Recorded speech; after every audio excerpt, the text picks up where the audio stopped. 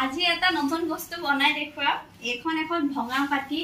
আৰু ভঙা পাটিখন দি আমি এটা পুৰণি ড্ৰেছিং আইনা লুক চেঞ্জ কৰিম আহক তেতিয়াহলে দেখো আৰু ব্লগটো এতিয়া আৰম্ভ কৰিছো এখন ড্ৰেছিং আইনা বহুত পুৰণি আৰু কালাৰ কৰা নাই এনেকৈ থাকি গল আৰু এইখনত আমি এটা ধুনিয়া লুক দিম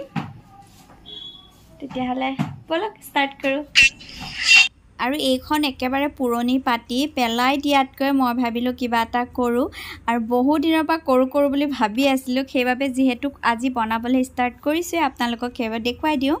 আৰু এয়া সব ফাইনালি মই বনালো একচুয়ালি কেমেৰা ধৰি দিবলৈ মানুহ নাই সেইবাবে মই লগোৱাৰ পিছতহে আপোনালোকক দেখুৱাব পাৰিছো আৰু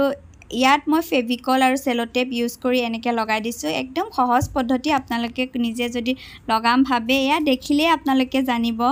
আৰু এনেকুৱা শীতল পাটিবোৰ কিমান দাম জানেই নহয় এনে পেলাই দিবলৈ মন নাযায় সেইবাবে নতুন কিবা এটা কৰিব বিচাৰিলো আৰু কেনেকুৱা লাগিছে কমেন্ট কৰি জনাব নাপাহৰিব আৰু আপোনালোকেও এনেকৈ বনাব পাৰে সেইবাবে নতুন কাম এটা কৰিছো যেহেতু আপোনালোকক দেখুৱাই দিছো আৰু গাটো যেহেতু বহুত বেছি ভাল নাছিলে সেইবাবে ব্লগ বিলাক ৰেগুলাৰকে দিব পৰা নাই আৰু বহু দিনৰ মূৰত যেহেতু নতুন কাম এটা হাতত লৈছো সেইবাবে আপোনালোকক দেখুৱালো আৰু আজিৰ ব্লগটো যদি চাই আপোনালোকে ভাল পাইছে তেতিয়া লাইক কৰিব শেয়াৰ কৰিব যিসকলে মোৰ চেনেল নতুনকৈ আহিছে প্লিজ সাবস্ক্ৰাইব কৰি যাব একেবাৰে শৰ্ট ব্লগ এটা লৈ আহিছো আৰু আপোনালোকে সকলোৱে জানে যে মই এনেকুৱা কামবোৰ কৰি ভাল পাওঁ ডেকোৰেশন কিবা এটা কৰি নতুনকৈ কিবা এটা মানে ৰূপ দি মই ভাল পাওঁ আৰু বহু দিনৰ পৰা ভাবি থকা কামটো আজি ফাইনালি কমপ্লিট কৰিলো আৰু